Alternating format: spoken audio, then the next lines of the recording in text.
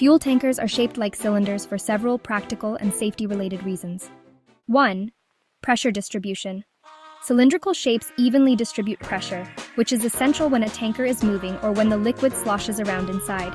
This shape helps prevent stress points and makes the tank structurally stronger, especially under the pressure of moving fuel.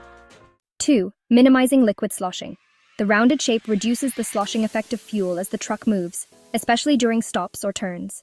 This reduces the risk of tipping and improves the vehicle's stability, which is crucial for safety on the road.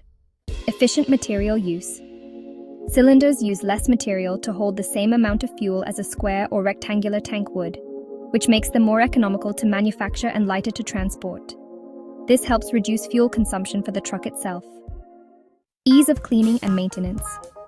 Cylindrical tanks are easier to clean, as there are no corners or edges where residue can get trapped.